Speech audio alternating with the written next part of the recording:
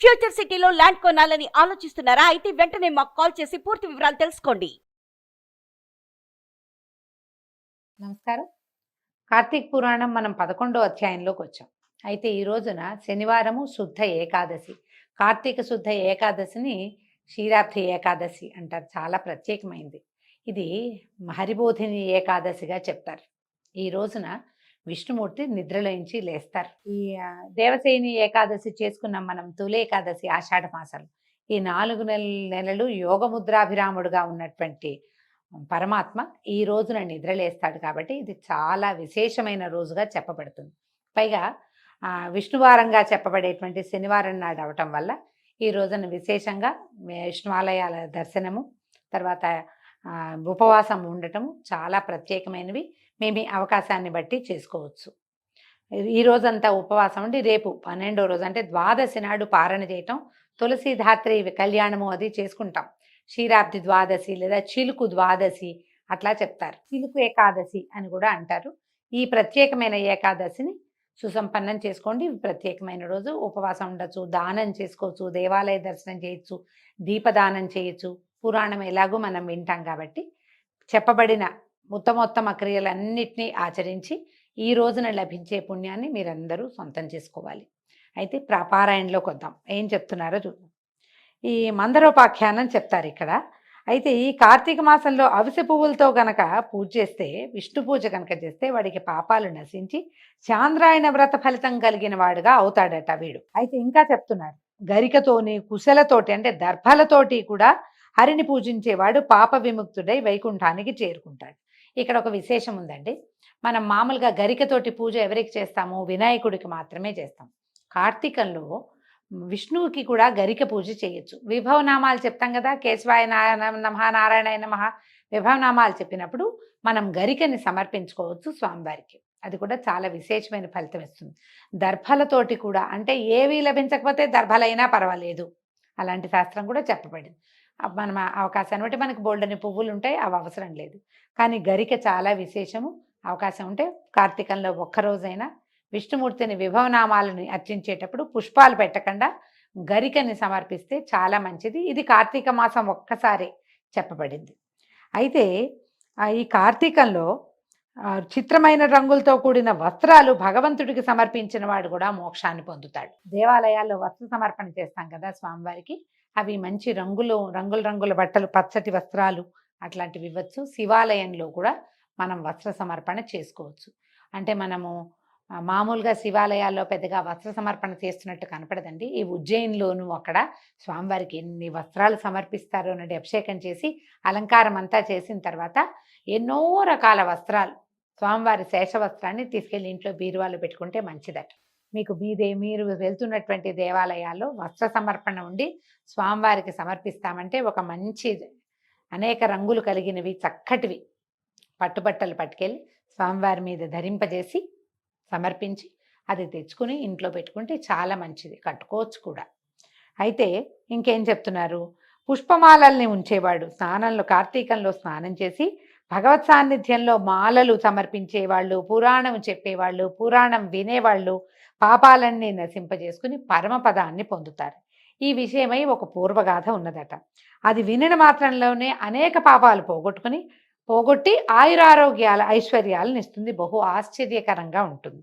ఇది చెప్తాను వినమన్నారు. పూర్వం కళింగ దేశంలో మందరుడు అనేటువంటి ఒక బ్రాహ్మణ ఆయన ఉండేవాడట. ఈయన స్నానం సంధ్యాదులు విడిచి ఇతరులకి కూలి చేస్తుండేవాడు. ఆయన చేయవలసిన కూలి చేయటం ఏం తప్పు కాదండి, పని చేయటం తప్పని కాదు.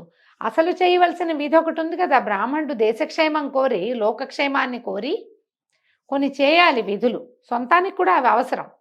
స్నానము, సంధ్య, జపతపాదులు అత్యవసరంగా చేయాలి. అవి చేసి నువ్వు ఇంకేమైనా చేయొచ్చు. ఇవి మానేసి అవి చేయకూడదు. ఈ మానేసి ఈయన రకరకాల క్రియలు చేసేవాడు. అయితే ఇతనికి మంచి గుణాలు కలిగినటువంటి సుశీల అనే భార్య కూడా ఉండేది. ఆమె పతివ్రత, ఉత్తమ సాముద్రిక లక్షణాలతో కలిగిందై చక్కగా సౌందర్యవతిగా కూడా అమ్మాయి బాగుండేదట. అయితే ఈ భర్త దుర్గుణపూర్ణుడైనా అతని యందు ద్వేషమునుంచక సేవిస్తూ ఉండేది. తర్వాత ఈయన ఏమనుకున్నాడు, ఈ కూలి పనులు వీటన్నిటికీ బాగా డబ్బులు రావట్లేదని ఒక కత్తి పట్టుకుని వెళ్ళి అరణ్య మార్గంలో కనిపెట్టుకుని ఉండి ఆ దారిలో నడిచే వాళ్ళని కత్తితో బెదిరించో, అవసరమైతే ఓ 2 దెబ్బలు కొట్టో వాళ్ళ ధనాన్ని అపహరించి ఇంటికి తెచ్చిచ్చేవాడు. ఇట్లా వాళ్ళ కాలం కొంత గడిచింది. ఇట్లా చౌర్యంతో సంపాదించిన వస్తువుల్ని ఏం చేసేవాడు, వేరే ప్రాంతాలకు తీసుకుపోయి అమ్మేసి డబ్బులు తీసుకొచ్చేసి ఆ డబ్బుతో కుటుంబాన్ని పోషించుకునేవాడు. అయితే ఈ బ్రాహ్మణుడు చౌర్యం కోసం మార్గంలో కనిపెట్టుకుని ఉండి, ఆ మార్గంలో వస్తున్నటువంటి ఆ దారిలో కనిపెట్టుకుని ఉన్నాడు. ఒక బ్రాహ్మణ ఆయన ఎవరో ఇంకో పెద్ద ఆయన అతన్ని తీసుకొచ్చాడు, పట్టుకున్నాడు. పట్టుకుని ఏం చేశాడు, ఓ చెట్టు కట్టేశాడట. మర్రి చెట్టు కట్టేసి ఆయన డబ్బంతా లాక్కున్నాడు. ఇంతలో ఏమైంది, ఒక కిరాతుడు వచ్చాడు ఆ ప్రాంతానికి. ఈ బ్రాహ్మణుడు ఈ ఊర్లో ఉండేవాడైన వాడికే ఒక క్రూర కర్మ చేద్దామన్న ఉద్దేశం ఉంది. కిరాతుడు అంటే సహజంగానే క్రూర కర్మలు చేస్తాడు. వాడికి ఎవరైనా లెక్కలేదు. వాడేం చేశాడు, ఈ కట్టేసున్న బ్రాహ్మణ్ణి కట్టిన బ్రాహ్మణుణ్ణి ఇద్దరిని సంహరించాడు. సంహరించి ఈ వీళ్ళ దగ్గర ఉన్నటువంటి సొమ్ము, ఆయన సొమ్ము ఈయన దొంగిలించాడు. కట్టేసిన ఆయన దగ్గర నుంచి, కట్టబడిన ఆయన దగ్గర నుంచి కట్టేసిన వాడు కొంత సొమ్ము అపహరిస్తే ఆ సొమ్ముని ఈ కిరాతుడు అపహరించాడు. తర్వాత ఏమైంది, ఆ పక్కనే ఒక గుహలో వీడు భోజనం చేద్దాం అనుకున్నాడు. ఏదో తెచ్చుకున్నాడు చిన్న తిండి. అది తినడం కోసం ఒక అడుగు పక్కకేసి ఆ గుహలో కూర్చున్నాడు. ఆ గుహ లోపల ఏ మధ్యాహ్నమో వెళ్ళి విశ్రాంతిగా పడుకున్నది చల్లదనానికి ఒక పులి. ఈ మనుష్యుడి వాసన కొట్టి అదేం చేసింది, బయటకు వచ్చి కూర్చుని శుభ్రంగా అన్నం తింటున్నటువంటి కిరాతుడిని కొట్టిందట. కొట్టేసరికి పంజా వేసి కొట్టింది. కిరాతుడు కూడా దెబ్బతిన్నాడు. కానీ వాడు ఇలాంటి వాటికి అలవాటు పడి ఉన్నవాడు. చటుక్కుని ఏం చేశాడు, పక్కనే పెట్టుకున్న కత్తి బాణము అవి ఇవి ఉన్నాయి, కత్తి పెట్టి పులిని కొట్టాడు. కొట్టేసరికల్లా ఒక పులి దెబ్బకి కిరాతుడు, కిరాతుడి దెబ్బకి పులి, ఇద్దరు మరణించారు. ఇక్కడ ఏమైంది, బయట ఈ గుహ పక్కనే ఇద్దరు బ్రాహ్మణులు, గుహ మొదటి గుమ్మంలోనే పులి కిరాతుడు ఒకేసారి మరణించారు. యమలోకానికి వచ్చారు. యమలోకంలో కాలసూత్రం అనే ఒక నరకంలో పడేశారట. పడేస్తే ఈ నలుగురిని, అంటే 4 జీవాత్మలు, అదే నలుగురి యొక్క యాతనా శరీరాలని యమభట్లు ఏం చేశారట, పురుగులు, అమేధ్యం అంటే బురద, అంటే దుర్గంధపు ఇష్టమైన మలమూత్రాదులు లాంటివి అనమాట, వాటితో కూడినటువంటి భయంకరమైన చీకటిలో, తప్తరక్త కూపంలోను బాగా కాలుతున్నటువంటి నెత్తుట్లో కూడా పడేశారట. అయితే ఏమైంది, పాపం ఈయన భార్య ఉంది కదా సుశీలని, మొట్టమొదటి బ్రాహ్మణుడి భార్య, కథలో మొదటివాడి భార్య మందరుడు అనేవాడు, వాడి భార్య ఇంకా భర్త వస్తాడని ఆయన కోసం రోజు కాస్త అన్నంత అన్నం వండుకుని చూసి, అతను రాకపోతే సాయంకాలం తనే భుజించి నిరంతరము భర్తను గురించే ఆలోచిస్తూ పాపం అలా వెయిట్ చేస్తూ ఉంది కొంతకాలానికి. అయ్యేసరికల్లా ఏమైంది, ధ్యానించుకుంటూ ఉండేది. ఆ వాళ్ళ వాకిట్లోకి ఎవరైనా వస్తే తన దగ్గర ఉన్నదే ఏదో ఓ గుప్పెడు అన్నం పెట్టి వాళ్ళతో సత్కాలక్షేపం కూడా చేసేది. ఇది ఇలా ఉండగా దైవవశంతో ఒక యతీశ్వరుడు హరినామస్మరణ చేస్తూ, నాట్యం చేస్తూ, పులకాంకిత శరీరుడై హరినామామృతాన్ని పానం చేస్తూ, సమస్త వస్తువుల యందు హరినే దర్శిస్తూ ఆనంద బాష్పయుతుడై వీళ్ళింటికి వచ్చాడు. ఆయన పాటలు పాడుకుంటుంటే ఆయన సంతోషంగా ఉంది. చెట్టు పుట్ట అన్నిట్లలోనూ భగవంతుడే కనిపిస్తున్నాడు. వచ్చి వీళ్ళ వాకిట్లో నుంచుంటే ఆవిడ ఏం చేసింది, సుశీల లోపల నుంచి వచ్చి ఈ యతిని చూసి ఆయనకి ఏదో భిక్ష పెట్టింది. కాస్త పెట్టి, అయ్యా మీరు మా ఇంటికి రావటం వల్ల నేను తరించాను, మీలాంటి వాళ్ళ దర్శనం చాలా దుర్లభంగా లభిస్తుంది, మా ఇంటి వద్ద నా భర్త లేడండి, నేను ఒక్కదాన్నే ఆయన్ని ధ్యానిస్తూ ఉన్నాను అని చెప్పాడు.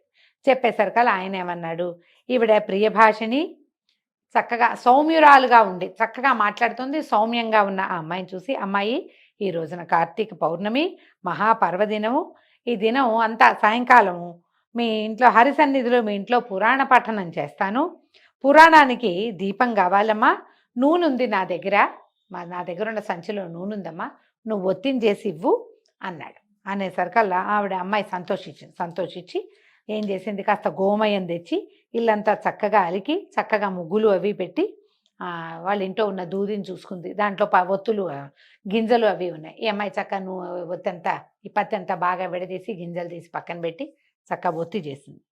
చేసి 2 ఒత్తులు చేసి, ఈయన దగ్గర యతీశ్వరుడి దగ్గర నూనె ఉందన్నాడుగా, ఇంట్లో నుంచి ఓ పాత ప్రమిద ఏదో తీసుకొచ్చింది. ఆయన నూనె పోసాడు.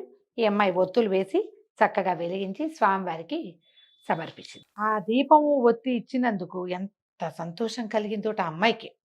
అయితే ఆయన ఏం చేశాడు, ఆ దీపం పెట్టుకుని హరిని పూజించి మనశ్శుద్ధి కోసమే పురాణ పఠనం అండి, పురాణ పఠనం చదవటం మొదలుపెట్టాడు. ఈ అమ్మాయి ఏం చేసింది, చుట్టుపక్కల కొన్ని ఇళ్ళవాళ్ళు ఉంటే వాళ్ళందరికీ ఇంటికి పోయి, ఇవాళ పౌర్ణమిట, ఈ రోజున పురాణ శ్రవణం చేస్తే చాలా మంచిది, మా ఇంటో వాకిట్టో ఒక యతీశ్వరుడు వస్తే ఆయన ఉండమన్నాను. ఆయన పురాణ పఠనం చేస్తున్నాడు. చాలామంది పిలుచుకొచ్చింది. అందరితో పాటు తను కూడా కూర్చుని శ్రద్ధగా పురాణం విన్నది. ఈ తర్వాత ఆయన తెల్లవారేసరికి యతీశ్వరుడు ఆయన దారిన ఆయన వెళ్ళిపోయాడు. కొంతకాలానికి హరిధ్యానం చేత ఇప్పుడు ఆయన అంతకుముందు ఆవిడ భర్తను ధ్యానిస్తూ ఉండేది బుద్ధిమంతురాలుగా. ఈ యతీశ్వరుడు వచ్చి హరిధ్యానాన్ని ఆయన ఏదో పాట పాడాడు. మనం చూడండి, ఎవరైనా ఒక పాట పాడారనుకోండి, మర్నాడు మూడో రోజు ఆ పాట మన వెనకాల పడుతుంది. మనం కూడా అదే పాడుకుంటూ ఉంటాం. ఈ అమ్మాయి అట్లాగా ఆయన హరినామ ధ్యానం చేశాడో ఆ ధ్యానం ఈ అమ్మాయికి అంటుకుని క్రమంగా ఎంతసేపు అదే పాడుకుంటూ ఉండేది. కొన్నాళ్ళకి మృతి చెందింది, మరణించిందట. అప్పుడు ఏమైందట, చక్రాంకితులు, చతుర్బాహులు, పద్మాక్షులు, పీతాంబరధారులు అయినటువంటి విష్ణుదేవతలు దేవతల తోటలో ఉన్నటువంటి పుష్పాలతోటి, ముత్యాలతోటి, పగడాలతోటి రచింపబడిన మాలికలతోటి, వస్త్రాలతోటి, ఆభరణాలతోటి అలంకరింపబడినటువంటి విమానాలు తీసుకొచ్చి ఒక విమానాన్ని తెచ్చి సూర్యుని వలె ప్రకాశించేటువంటి ఆ విమానంలో ఆమెను ఎక్కించి జయ జయధ్వానాలు చేస్తూ కరతాళ ధ్వనులు చేస్తూ అనేక మంది వెంటరాగా వైకుంఠానికి తీసుకుపోయారు. ఆమె ఇట్లా వైకుంఠానికి వెళ్తుంటే మార్గ మధ్యంలో ఆమె నరకాన్ని చూసేసరికల్లా ఆశ్చర్యపోయింది. అయ్యా ఒక్క నిమిషం విష్ణుదూతలారా ఉండండి నాయనా అని చెప్పి ఈ నరకకూపంలో చూస్తే ఆ నరకూపంలో ఈమెకి దైవవశాత్తు ఆమె భర్త ఇంకో ముగ్గురితో కలిసి అక్కడ కనపడేసరికల్లా అయ్యో ఈ నరకూపంలో నా భర్త ఎందుకున్నాడు, ఆ విషయం ఏమిటో చెప్పండి అని బతిమలాడింది. అప్పుడు విష్ణుదూతలు ఇట్లా చెప్పారట, అమ్మా వీడు నీ భర్త ఏమో ఇతడు కూలి చేసి తర్వాత దొంగతనం చేసి పరధనాపరణ చేసి వేదోక్తమైన ఆచారాన్ని వదిలి దుర్మార్గులతో చేరాడు, అందువల్లనే వీడు నరకంలో ఉన్నాడమ్మా అన్నాడు. ఈ రెండో బ్రాహ్మణుడైతే ఎవరైతే ఉన్నాడో అతను మిత్రద్రోహి, పరమపాతకుడు, బాల్యం నుంచి మిత్రుడిగా ఉన్నటువంటి ఒక యువకుడిని సంహరించి వాడి ధనాన్ని అపహరించి తన ఊరు వెళ్తుంటే నీ భర్త వీడిని కట్టేసి వాడి ధనాన్ని అపహరించాడు. ఇంతలో ఏమైంది, ఈ కిరాతుడి చేతిలో చంపబడ్డారు ఇద్దరు. పాపాత్ముడు గనక వాడు కూడా నరకంలోనే పడ్డాడు. ఇక మూడో వాడు ఉన్నాడే, వాడు కిరాతుడు. వాడేం చేశాడు, ఈ ఇద్దరు బ్రాహ్మణుల్ని సంహరించాడు, అందుకని వీడు కూడా నరకంలో ఉన్నాడు. తర్వాత ఏమైంది, ఈ పులి ఉన్నది కదా, ఈ పులి కిరాతుడిని చంపింది, అది కూడా ఇక్కడే ఉంది. ఈ పులి కూడా కిందటి జన్మలో ఏమిటి, ఒక ద్రావిడ బ్రాహ్మణుడు ద్వాదశి నాడు భక్ష్యాభక్ష్య విచారణ చేయక తైలాన్ని భుజించాడు, అందుకని వాడికి కూడా నరకం వచ్చిందమ్మా. వీళ్ళు నలుగురు ఒకసారి చచ్చిపోయేసరికి నలుగురికి ఒకే నరకము ఒకే సమయంలో లభించింది, వీళ్ళు నరకయాతల్ని పొందుతున్నారు అనేసరికల్లా అప్పుడు ఈవిడ అడిగిందట ఈ సుశీల అనే అమ్మాయి, అయ్యా మీరు ఏ పుణ్యం వలన నరకం నుండి విముక్తులవుతారు, వీళ్ళు ఏం చేస్తే వీళ్ళకి విముక్తి వస్తుంది అని అడిగేసరికల్లా దూతలు అన్నారట, అమ్మ కార్తీక మాసమందు నీ చేత చేయబడినటువంటి పుణ్యంలో పురాణ శ్రవణ ఫలితం ఒకటి ఉంది కదా, నువ్వు దీపం పెట్టావు అది నీకు ఉంచుకో, కానీ పురాణ శ్రవణం చేసావు దానికి ప్రత్యేకమైన ఫలితం ఉంది కదా, దాన్ని నీ భర్తకి ఇవ్వు, దానివల్ల అతడు విముక్తుడవుతాడు.